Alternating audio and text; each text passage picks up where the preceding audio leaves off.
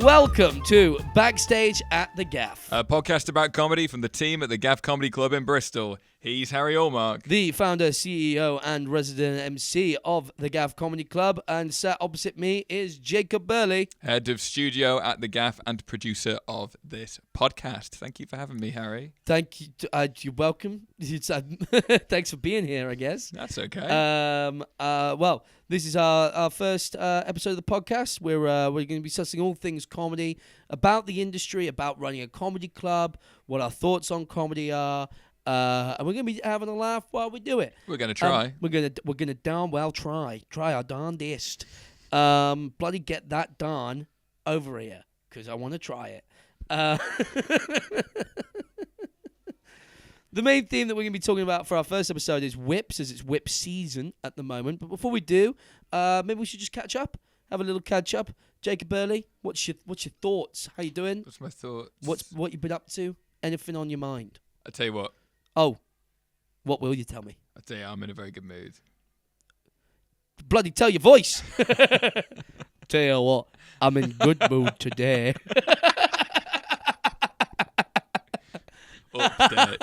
Update mood, good.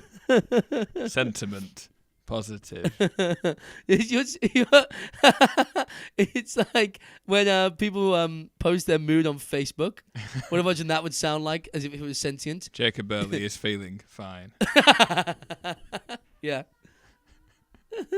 Nice. Harry Allmark is feeling wistful today, question mark. So Harry when people Allmark used to post, they wouldn't do they'd just have their name and then they'd put, "Is feeling good today." Yeah, because it would say, like, Harry Allmark, and you'd be like, is currently walking to the shop, wondering if anyone wants to buy some sweeties with me. And that's madness. I always thought it was madness. And going back and seeing those is like going back into the crazy times. Did you ever fucking post, like, a, Oh, dude, this has unlocked a memory that I don't know if I wanted to share with you.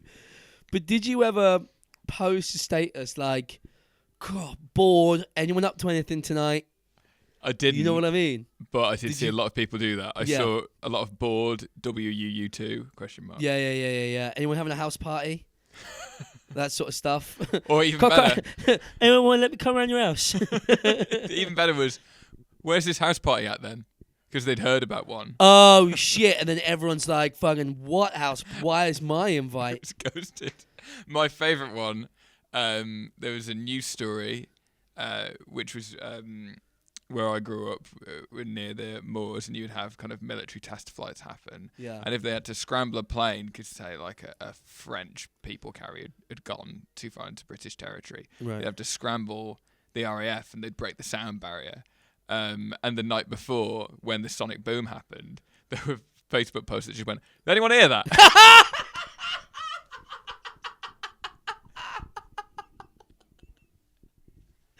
That's amazing. and then 18 comments of, "Yeah." Yeah, I did. A lot of people who never do anything on Facebook would all like come out of the woodwork to interact with that post in particular. Oh, yeah, because something's happened. Check Facebook. Yeah. Do you ever, as well, you knew someone knew you, like, if you ever got, like, hacked, and it'd be like, someone try and write on your Facebook, "I'm gay." You know they know you well. They know Facebook well when they'd write, "is gay." Because you say Harry Allmark is gay. At the shops and wondering if anyone's about. Nice. Why are you in a good mood? I'm in a good mood because, as you know, I'm a big... Sorry, I'm still laughing at that. Anyone hear that? That's amazing. And loads of people posted it. I bet. Loads of people. I bet. You'd be going through Facebook going, "Oh, I need to reply." Yeah, me. Yeah. I did. Yeah. And so did my mum. Yeah. People are ringing you. It's 11 at night. Do you hear that? Yeah, I did. Nice. Thanks. Hang up. Sorry. It's okay. Why are you in a good mood? I'm in a good mood because, you know, I like my football. And... Football. And I love my... Mum and Anna Sorry.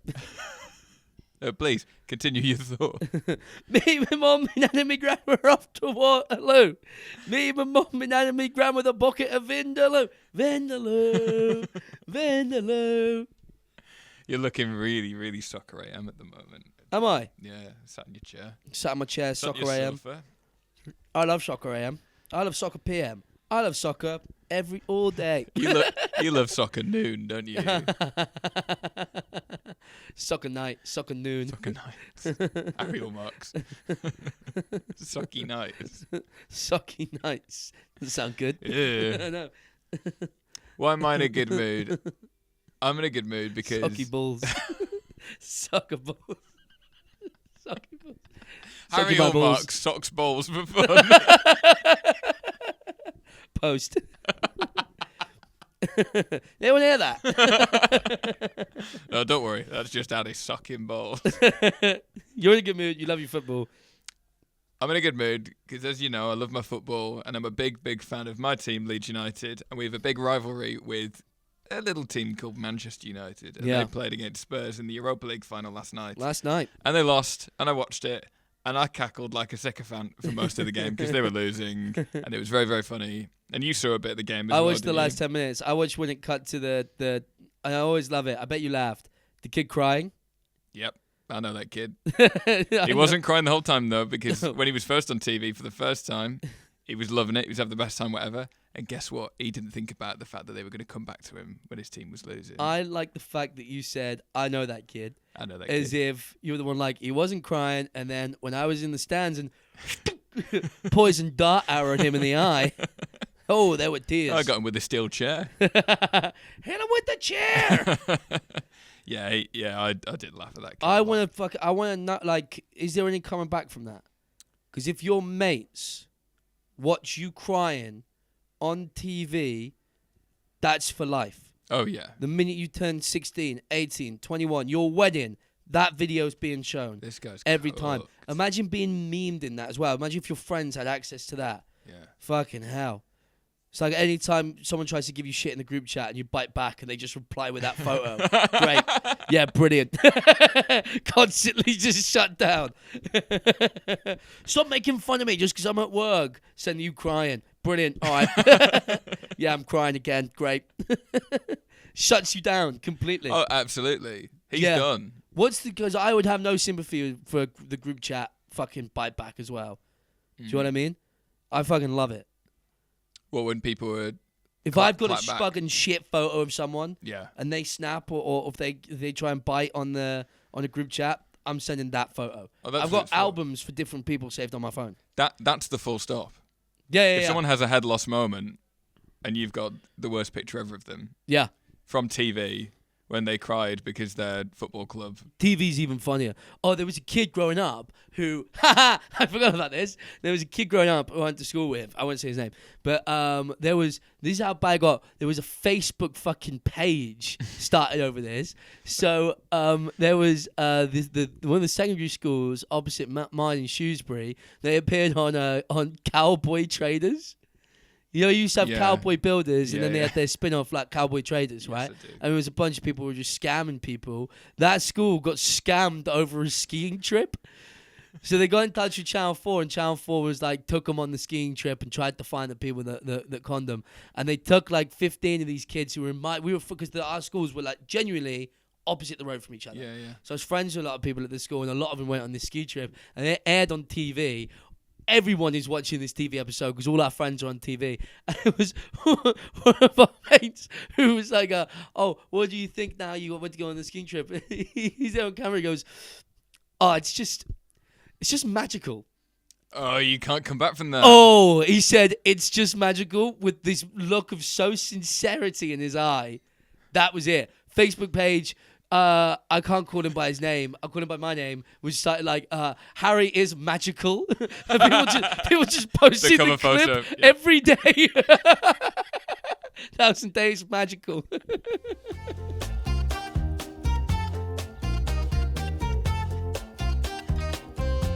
The fun thing about this game last night is, for anyone following Spurs of this season, they've been rubbish. Yeah. But their manager, Big Ange, said really early on, when asked about why he was doing so bad, he went, mate, I always win a trophy in my second season. Yeah. And people went, haha, funny, okay, whatever. And he's just done it. He did it. And it's the coolest thing that's ever happened. Yeah, it's become a history quote. So... one of the best sports quotes in history. Yeah. Do you reckon people blag that now? Oh mate, I always win a trophy in my 5th season. just trying to get 5 years of employment. I reckon season 10's the clincher, you know. Doesn't matter how well I do. Number 10's always better. He never specifies what trophy. Dude, he always wins a trophy. It could be any trophy. He's on the hook-a-duck in Japan. I just won the Shropshire West Mids Pie eating contest. Got that trophy. There you are. Oh, the University of Bristol tug of war.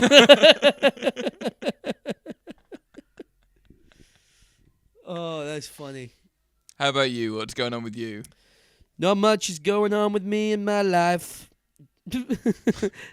I'm just keeping it. I'm on my own. I'm a lone wolf, putting on comedy shows, entertaining people, telling them they're pedophiles, all for money. All right. I don't know. Not much. In my life, my wife. What's new that's happened to me in the past 24 hours? I'm watching The Last of Us. Oh yeah. Yeah, I love it. I think it's great. What's happening in The Last of Us? It's Have they sorted it out yet? No. Oh, what? No, yeah, it's still apocalypse. Oh, that'd be knackered. Yeah. What would you do? Zombie apocalypse, what's your plan? Just off the bat. Off the bat, no thinking, what are you doing? Am I in here when it happens? We're both... Oh, no. We're both... We're both in this room. All of a sudden, we start hearing people screaming. We're in this room. What's your plan? I think I go for funny. Oh, you tried... Oh, what, you just like, I'm going to die, I'm going out in the funniest way I think I'm just going to have to possible. try and do a funny thing. What would you do? Put the Colston statue back. So hang on. We're in the center of a city. Zombies everywhere. Yeah. Your plan is, well, I'm going to first run to M Shed Museum. Yeah. And then carry on my own. Using ropes. Using ropes. Yeah. The cops, whilst the hell's breaking loose. The idea that some other survivors might get distracted and then eat them because they're trying to work out what the hell I'm doing. What the hell is going on? And what happens if you get it on there? If you do it? What next? Oh, I don't know. I've got no idea. I haven't thought that far ahead. All right. Well, then I might just try and survive. Yeah, fair. Yeah. I'd go to a car. Do you go to a car park or are you meant to go high up? Where am I in this? Have you just walked out? Well, I've invited you to come with. You've not said that you're coming with. No, I'm not coming with you. What are you doing? While I'm remounting this statue. Well, we're very exposed in this building. It's very central, isn't it? Yeah. So, I don't know. I reckon I could probably make it if I hide out. There's food and water here. Oh, you're hiding in here? Just first wave. First panic. Oh, no. We've got a big shop front, though. You'd get move, seen. Yeah, I know. You got to move. You got to get out and move quick. And we don't have a back door. Get out, move quick. I've got it. Mm. Yeah, I know what I'm doing. Where are you going? I am going to... Now, I'm not that fast. My play is to run as fast as I can to the river. Yep. Zombies can't swim. Can they not? No. Jump in the river. You jump in. Yep. You see me in there with my statue. With your statue. Because I've done the opposite of what I meant to do. And then, yeah. And then you go... I've yeah, him you again. fucked it. Yeah, you did. Yeah. You go, oh, Harry, did you also know zombies can't swim? I went, what's swim? So I going, but hang on. Well, I gotta know how to do this. And then I swim to freedom. Yeah? Yeah. And then I say to you, oh, did you turn off the lights in the podcast? And we see an explosion happen in the background. Episode 1 released. Just people like, survivors, any survivors out there? Please, anyone, please. And so the thing about the Tottenham Hotspur children... Hang on, these guys sound pretty good. And our podcast heals the zombie virus. Heals the zombie virus. So yeah, that's it. Apart from that, it's just, well, it's whips, it's summer. So I just stress about sales all the time. What's the big thing about summer that makes you stress about sales? Because it's sunny. Yeah. It's always sunny in the summertime. And when you've got a venue that a lot of people kind of impulse decide to go to, like Yeah. a comedy club. Yeah. And then you've got the sun that people impulse decide to sit under. Yeah. Well, this is like comedy is so inherently like nightlife. It's not like you plan on going to the theatre or going to watch a show. It's normally a thing most of the time, unless you like it's like a group booking, like a stag do, or you're doing it for a date night, or you got a friend visiting. Normally it's a thing like, oh, what do you want to do tonight? Let's go catch a comedy show. Because comedy nights are fairly cheap, Yeah. actually, as far as things that you can go and do go. Like we're in there with the cinema, I suppose. Yeah. Whereas like a theatre show, nowadays you'd have to book way in advance. Yeah. You normally like pre-plan the fuck out of that. Or a gig. Gig. Yeah. Yeah. We're gigging. Yeah, we're gigging, but we're not hosier. No. Yeah. As much as I want to be. Yeah. What's his song? What's his new one? I drink my whiskey neat. My coffee black and my bed is sweet. Is that a good You're song? too good for me. Like it's a good song, but is it a good song? I don't think so. No. I think I could sing a better one. Go on. About what? About the moon. The moon. You love the moon, so you're doing a song about the I moon. love the moon. Oh, I love the moon. Yeah, I want to get a spoon. I want to get it in my mouth. Good luck keeping this rhyme right up, buddy. and get my mouth, and I can feel a lot of mouthness. Showstopper, I'm free to audition if you want me in there. So yeah, sales is the big one. Yeah, we're trying to get Increase those up. people pre-booking. Pre-booking, like all pre-booking does is it means I might be able to live a rich, full life. Like that's what I'm asking. If you guys want to like just help me out, pre-book. If you know you're coming, just pre-book, and I can be like, cool. All right, people be coming. The good news for us is the topic that we're going to be talking about in this episode, which is whips, work in progress shows. We've got a lot of quite big acts coming and doing whips with us in the next few months. Yeah. And the bigger the name, the more likely someone is to pre-book because lots of people want to go see a big name. And Exactly. So it We sells had out Susie quicker. Ruffle last night. And that was sold out well in advance because it's Susie Ruffle. Everyone's like, oh my God, go get tickets to Susie Ruffle. And it's the weekend. It's like, yeah, I'll go maybe check out Harry. See if he's okay. Maybe I might do that. I might go. I might just go to the pub. But you can drink 1 million beers at the Gaffe. That's what people need to realize. You can still drink 1,000 beers. Yeah, that's our tagline. The Gaffe. Come drink 1 million beers. We've got 1 million beers with your name on them. Why are you struggling financially? Because I'm paying 15 boys to paint names on my cans. Oh, and there's 1 million cans 1 million cans. per customer. No. That's not. We have a cheat way. Oh. Yeah, we write your name on Oh. 1 million cans. Clever. So everyone's like, oh my God, apparently they got our names on cans. You And know- it's not. It's just your name. The 2 words. Your name. Coca-Cola have brought that back, putting names on the bottles. They're doing that again Oh really? at the moment. Yeah. But the names are a little bit whimsical. A little because bit whimsical. We were in the Coke the other day. You want to hear one of the names that was on this bottle of full fat Coke? Oh, this isn't anything. This is world class podcasting. Yes, please. The local boss. What do you mean? That was the name? That was the name. The local boss? But share a Coke with the local boss. That's hilarious. You know what that reminds me of? You Yes. know what this reminds me of. I know. You were And present. I was present, and the podcast listeners will not get what we're talking about. Yes, but there was doing an improv scene where all we had to do was introduce ourselves. With a mystery man. With a mystery man. All we had to do is introduce ourselves as grounded, real people. To which point he said, what was it? He's like, oh, hello again. It's me. Already hilarious. Captain Pete. Brilliant. Followed by the local ghost. Ghost curveball right at the end. Perfect. But I fell to the floor laughing when that happened. And that man was Jim Carrey. That man grew up to be Kermit the Frog. No, obviously we're joking. He was Kermit A. Frog. He was a different frog called Yeah, Kermit. not the frog. Yeah. Couldn't get the frog. Couldn't get the frog. No. A frog, though, friend of the pod. Oh yeah. Yeah. K.A. Frog. Now writes thrillers.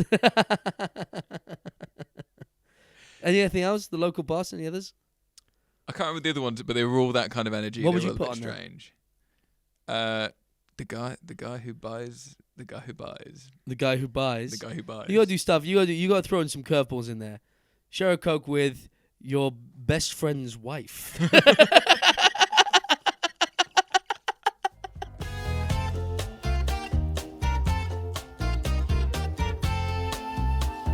So as we were saying, we've got lots of whips coming up. Lots of whips. And that's the theme of the episode today. The Yep. first run of episodes are each going to have a theme, a thing within comedy that we're going to loosely talk about. Loosely talk about, unpack, give our thoughts, our 2 senses.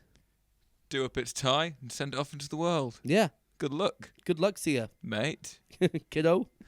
First day at Whip World. school. Oh. So you did a whip recently, didn't you? I did a whip. I did a little whip at the Robin Hood pub. First time. First whip. It's my first ever whip. Mm. Yeah, never How done it long before. was it?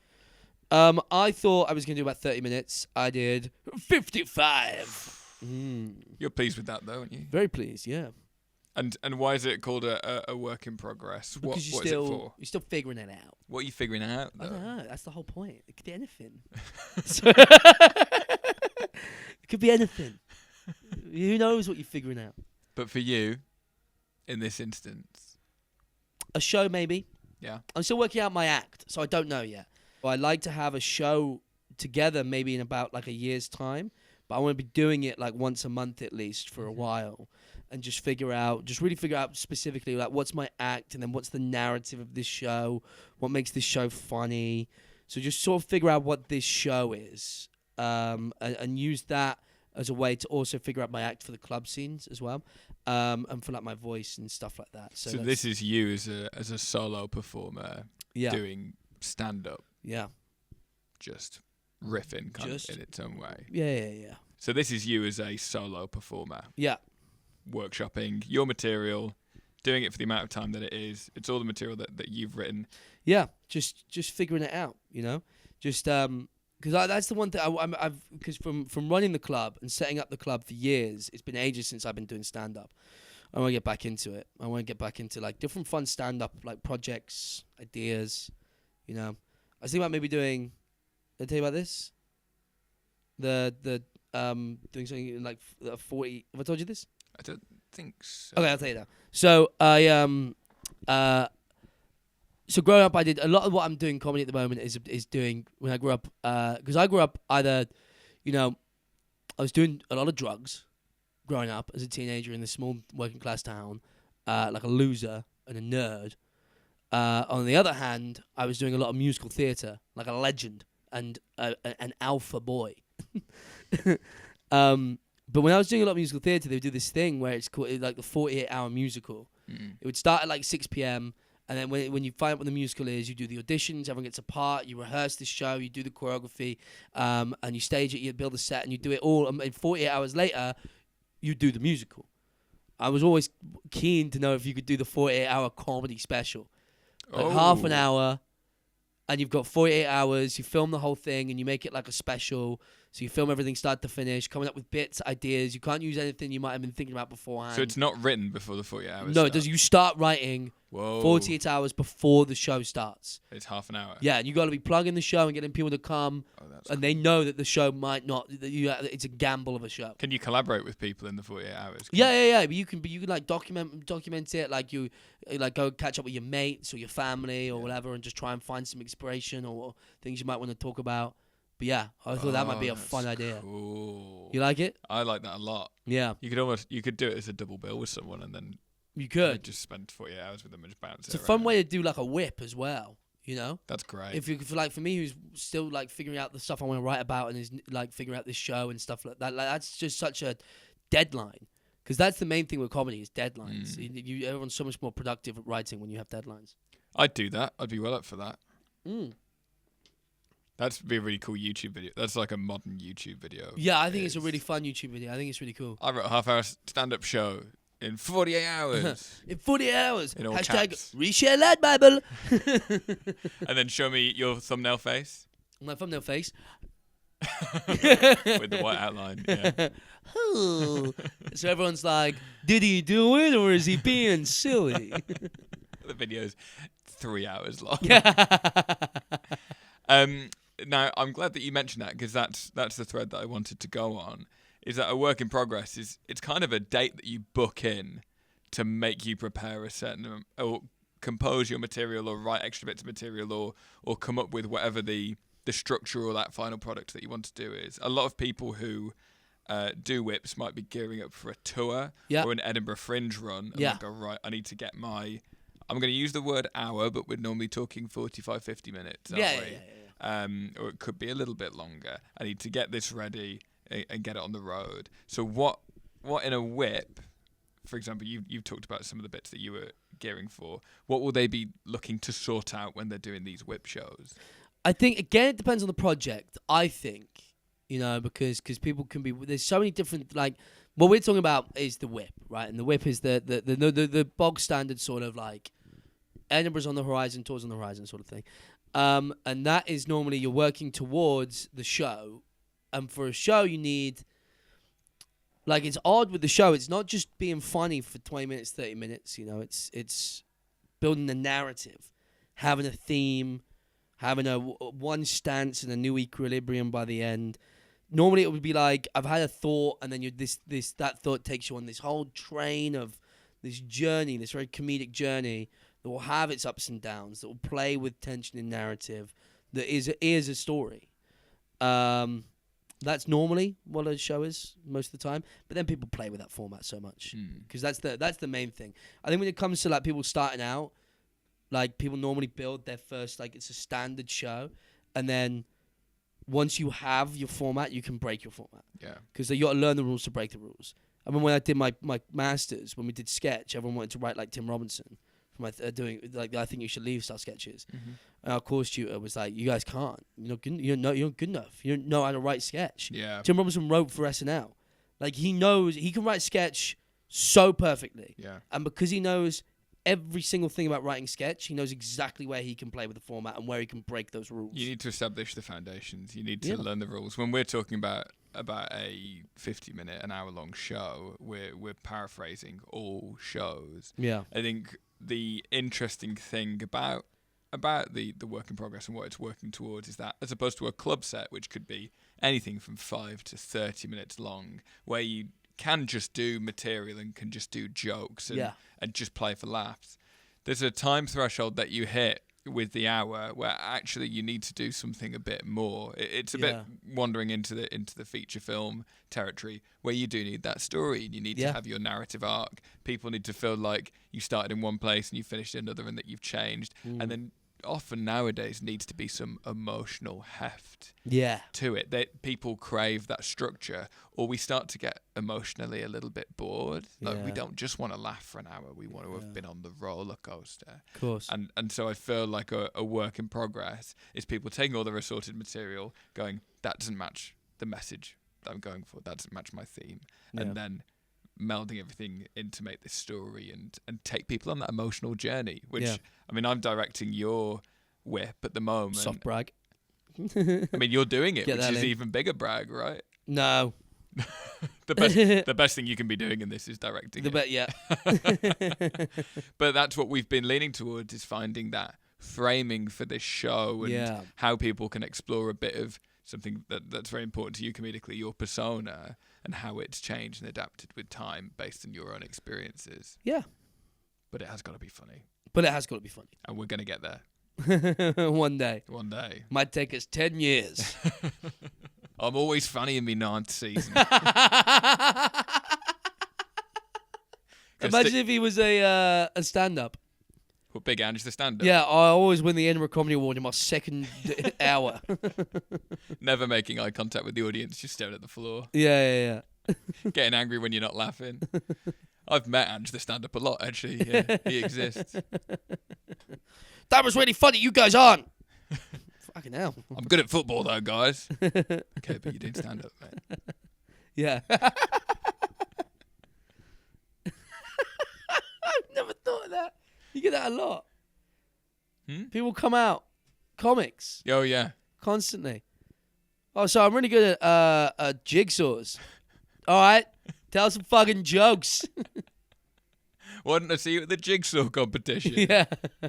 You're a stand-up comedy club.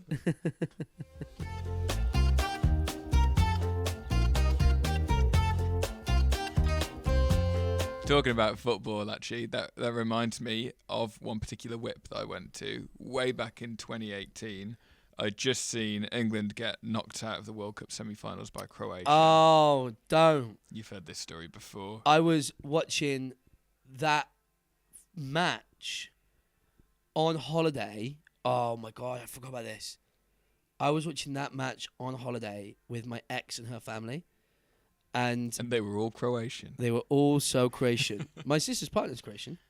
Yeah? Yeah, D-bag, Dozza. He's a lovely guy. He's the loveliest. But I was on holiday with them and we lost. Was it on pens we lost? No, it was 2-1. 2-1. But I remember when the whistle blew, I was so angry. I went, oh my God, no! And I hit the chair. Much like my ex's dad and brother had done similar things. But oh my God, that was the start of the end of our relationship. Was it? Oh, dude, she was fuming at me. You hit a chair? Yeah, she was like, I can't believe you just hit a chair in front of my dad. I was like, England lost. Leave me alone. Wow. I was fucking, this is as well. We were together for like 6 years. So this is like, we're in Portugal or some shit. So it's fucking 30 degrees and I'm peak fat guy. Like I'm so fucking fat and minging because I'm in a long-term relationship. So I'm just like sweaty in a fucking like too long of a t-shirt that's just about covering like where my shorts are, so you kind of think I'm just wearing a t-shirt. Yeah. Not a dress, a t-shirt. You know what I mean? It's like barely covering cock and balls. Oh. Yeah, like just drinking beers, hitting chairs. I think she was like, "Oh fuck, you've got a minging." She woke up. Yeah. What's happened to me? It was like the fucking snap. It was boom. Ah! Ah! Who are you? So I watched this tragic football game happen. Yeah. And I leave the bar that I was in, go across the road to where I had tickets to see James Acaster doing a work in progress of the show that went on to become called Lasagna Hate Myself 1999. Very cool. So he was already quite famous, but before he went, ridiculously famous. But they just released Repertoire, his 4 stand-up specials on Netflix as well, which really pushed the boat out as far as stand-up specials go, and I think set a precedent for kind of artistic attainment in stand-up specials. So it was very cool. Yeah. And he had this audience in like clay in the palm of his hand because everyone was knackered. They were so emotionally like strung out after watching this football game. He comes on and goes, well, I think this is the hardest thing anyone's ever have to do. Yeah. And then he did this incredible show. I remember as much that never made it into the final piece as I do what did. Yeah. And people absolutely loved it. And the room was so unique in that everyone you all just had a shared experience. Exactly. Such a shared experience. But that would suck. Knowing you got to go on stage after that happened. But also, I mean, what's the better alternative? Because if England won, no one's coming to that fucking show. Exactly. No one. Everyone's fucking straight down the pub. He must have been thinking, I might not get... Or he would have had a much rowdier show than the one he had. Well, he had an incredibly attentive audience. When we were at the room above still, our old comedy club, before that closed down, there was... Who did we beat on penalties just gone? Hi listeners, Jacob here from Backstage at the Gaffe. Thank you so much for tuning into our first episode. This is an audio insert apology for what I'm about to say, where I get the name of the football team that England played in the Euro penalty shootout last year wrong. The answer is Switzerland. I say Denmark. Denmark held England to a 1-1 draw in the final group stage game of Euro 2024, and the penalty shootout was against Switzerland. Now, if it's any consolation, I'm pretty confident Harry was about to say Sweden, but apologies, Harry, for that. I'll put a graphic in the video. Please enjoy the rest of the podcast. Last summer, we beat it wasn't Denmark. When we beat Denmark, so what a night that was! Oh, mate. So remember, you that was the no-look penalty. Do you remember? Ivan Toney did it. Yeah, without but you would have looking at the been there with us, right? You would have been in the goal. I was in the room. So it was Elliot Steele was there. We were all drinking beers before the show. Extra time, penalties. Show was supposed to start at 7:30. I remember writing a thing on a piece of paper, hammeredly sticking it to the front of the door, being like, "If you're here for comedy, it starts after football." And Elliot Steele, he was gonna go home after the game. Mm-hmm. We won. We were all so fucking drunk. I just turned to him and was like, "Stay in mind." He went, "Fucking hell yeah!" Yeah. And we all did a show, and then like people piled up, but because we won, like everyone who was like, there was maybe 50 of us downstairs in the pub watching the game, and people that we just brought, they all stayed downstairs drinking. Yep. And then there was about 30, 40 people in that room who'd come to watch the comedy show. Rather than going uptown. Mm-hmm. But it was like we were just drinking too many beers. Best visiting act to have on a night like that, because Elliot loves his football. Oh yeah, well. That was fun. Yeah, Shout out to him, because we're about a week after Crystal Palace winning the FA Cup, and I saw lots of stuff on social media of him and his dad weeping because they're huge Palace fans. Yeah. Very, very, very sweet. Nice. Yeah, well, Elliot Steele's with us at towards the end of July. Neat. Him and Chris McArthur-Boyd. Come see him. Yeah, do your eagle impression in front of Elliot Steele. We'll see if we can get him on the pod. Yeah, friend of the pod. Friend of the pod. Yeah. Elliot stayed at mine that night, but we went back to our friends, my other friend's place. I was too tired, so I had to, because it hit like 5 a.m. I was like, I gotta go home. And Elliot only popped into mine for us to like drop our bags and stuff, whatever, the night before. Mm-hmm. And I say, I was like, I give you my key. Well, I was still with Alex at this point. Alex said he was going to stay with my flatmate. He was going to say, I'll stay with my partner. So Alex gave him his key. So I was like, I got to go home. And he was like, cool, yeah, I'm going to hang out for a few more hours. Yeah, no worries. Remember which door's mine? I leave my phone on loud, just in case you forget. I was like, yeah, I'll be fine. Anyway, I wake up like 1 p.m. the next day to no Elliot Steele in my house. I had about 15 missed calls from Elliot. Who I was like, fuck, dude, are you okay? He's like, dude, I've just got into London. I was like, did you fucking stay over? I don't know what happened. I'm so sorry, man. He's like, no, I was able to get in, but I couldn't remember which one was yours. So I wanted to call you. You didn't answer. So I just quietly went through doors until one of them opened. Oh, my gosh. Yeah. Wow. You got in. What a life. What a life. What a life you lead. Life for the comedy club. The life for the comedy club. Life on the road. Except we're in one place. We're in one place, so it's a small portion of road. Yeah. But it's still road. Still road. Where we're going, we don't need roads. We need warm chairs. We need duvets, guys. Send duvets. Duvets? Yeah. Why? Just nice. Oh, you want to get duvets in the pod suite? Yeah, please. I think we should still get hammocks. I'd love hammocks, yeah. We'll do a hammock edition of the episode. Hammock edition. When the theme is hammocks on 12. Hammocks are us. That's on 12. Hammocks. Also on 12. When we do an episode where the theme is leaving someone hanging, as in just not laughing, that'll be when we have the hammocks in. We'll invest. Yeah, that's. I knew it. I knew what to do. I left you hanging. But yeah, loads of whip. Whips are fun. I mean, the nice thing about whips as well is you can catch good people for cheap tickets. Yes. Because you're figuring out. And also as well, what I think because you're like me, we're doing a comedy where we're like, we're doing a comedy right now. Doing a podcast where we're sort of talking about comedy in the industry. Mm-hmm. What's like riffing and having fun, but our main focus is because we're nerdy as fuck. We love talking about comedy and everything about it. And what's nice about the whip is you can watch the comic work it out in real time. It's a real peek behind the curtain. Yeah. And it's way more immersive because you can't do a whip in a Palladium. You can't do it at the O2. You have to be there. Well, you shouldn't. You've seen. Yeah, it's happened. I've seen it happen. So based on experience, if you've got the O2 booked, do one of your other shows. I'd say make it pretty tight. But you've got this intimate room, small crowd, like 50 people. Yeah. And you can workshop the material and you can chat to the audience and you can make it this really interactive thing. And you can play and you have to play to find the best bits and find the best riffs and to help enhance your material. Fuck yeah. With a captive audience. Now I want to ask you. They are captive. They are captive. You can't leave. Especially here. Oh yeah. We lock the doors. Here's the toilet. You can in your seat. I want to ask you.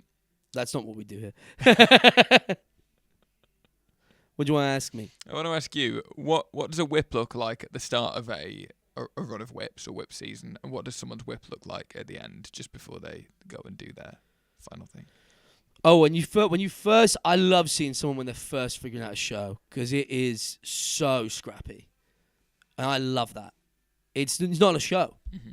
It's someone playing for an hour and figuring stuff out, and then maybe you watch it sort of 3 months later, and it's like, oh, some bits are staying in and some bits feel more refined, but they're still playing. 6 months later, oh, cool, this is like a show now. Yep. And if that's like at the start of the Fringe, and then you go watch that same show at the end of the Fringe, that show is there and it's tight. Well, it did used to be that some comics would basically write their show on the way up to Edinburgh. Yeah. Isn't it? And then by the end of Edinburgh, they'd have a show that was ready for their tour. Was it true about Jamie Dimitri? Did you hear that? That rumor? Because Jamie Dimitri was a Bristol Reunion like us. I swear I remember hearing that when he first did his show at the Edinburgh Fringe, he booked it like a week before Fringe started because he realised all his friends were doing shows. He was like, oh, I should probably do a show. But didn't have one, but just booked a room. And just went up and figured a show out. That's madness. Yeah. It appeals. A tiny bit of it appeals, and then the rest of me goes, no. Well, it's too corporate at the moment. It's too expensive now. Yeah. But even the idea of doing it is crazy. But you end up with a show. It's very efficient. You do. Something you can tour. But then how you get tour? You need an audience. How you get an audience? You hit the clubs, you do the pods.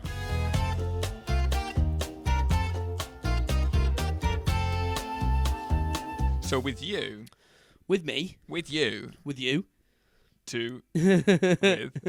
You're putting this show together, but you're not going on tour. You've not got a Fringe run of this show. No. What are you trying to get out of these whips? At the moment, just figure my act. It's pure. That's it. That's challenge number one. Will you use sections of this show for club sets? Yeah. So that's becoming more of my act on stage. It's becoming more of my persona. Mm-hmm. So that's it.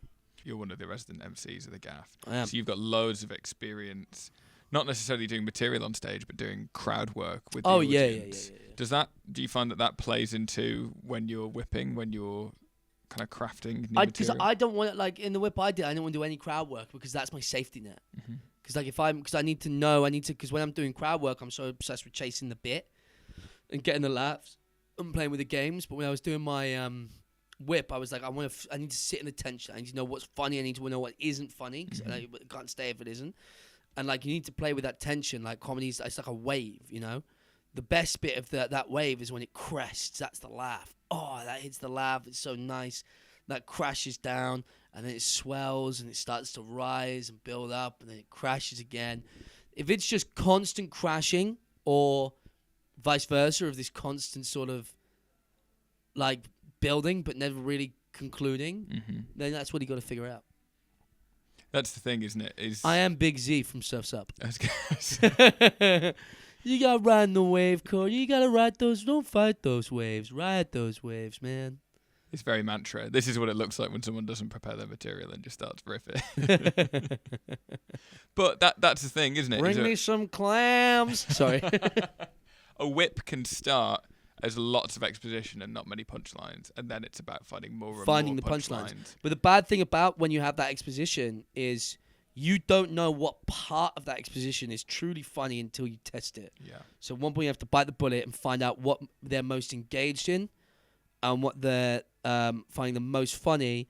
Then you can cut the fat, find the punch. So what should an audience expect when they're going to see a whip? Just the comic playing.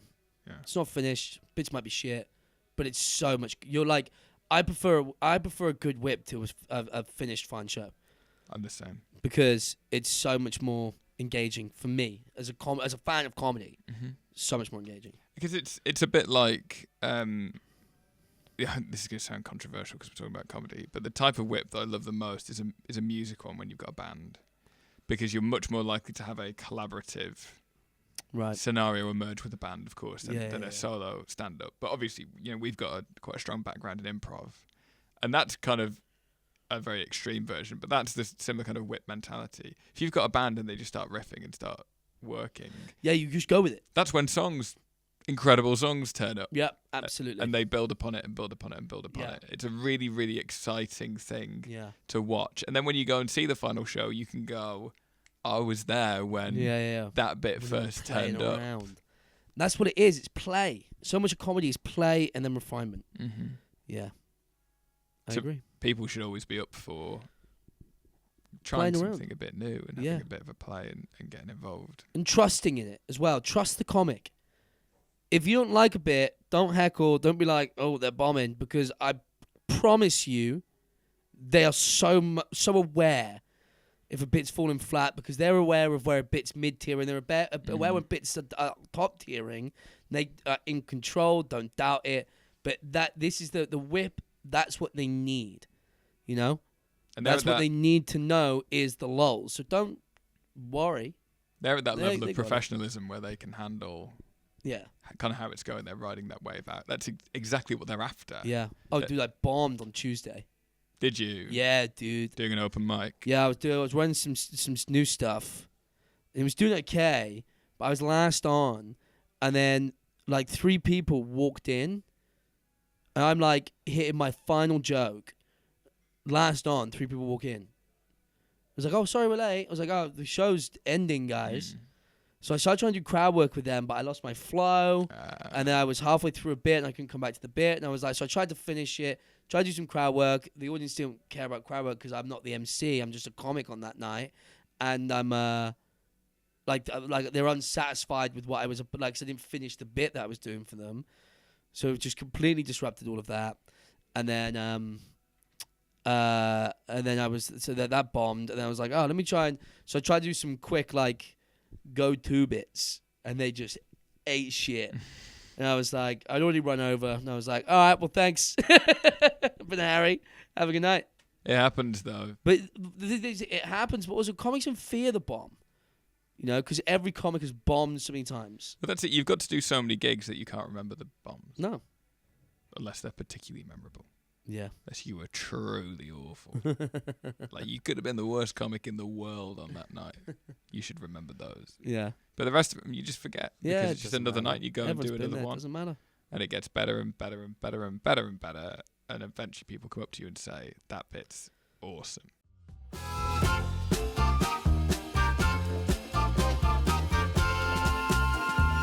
This podcast is a bit of a work in progress as well, isn't it? It is a bit of, so are we. Who isn't a work in progress? We're all little work in progresses. Jeff Goldblum's done, though, isn't he? He's finished. And so is Michael Cera. So is Michael Cera. Man's complete. Nothing to add. Yeah. But we're still on our way. So if you've enjoyed this podcast, good news. We've got a bunch more coming out as well. Yeah. You can listen to episodes 2 through to 6. Yep. And by the time you listen to episode 6, maybe Probably we might have had some more coming out. But if you like it and there's more stuff you want to hear from us, or there's things that you particularly enjoyed, well, you best bloody get in touch. Yeah. You best get in touch all over the place. And let us know what you liked, what you want to hear more of, and where we want to take this, because like it or not, we're going to be doing a lot of these, right? Hell yeah, absolutely. You can give us a follow at The Gaffe Comedy and come check out some shows. Support live comedy, go see your local gigs, come here, catch the whips, catch our weekend shows, come catch me on stage and Jacob just sort of in the tech booth. Yeah. Hanging out. Find me in Not my the house. tech booth, rather, the podcast studio. The podcast studio, which will be locked from the inside. Yes. And head over to YouTube and subscribe to The Gaffe Comedy, where you'll be able to see these podcast episodes and find out if he looks like what you thought he'd look like, and likewise with myself. Yes. Subscribe, drop some comments, but only nice comments, please. Cool. Yeah, just nice ones. We don't care about the rest.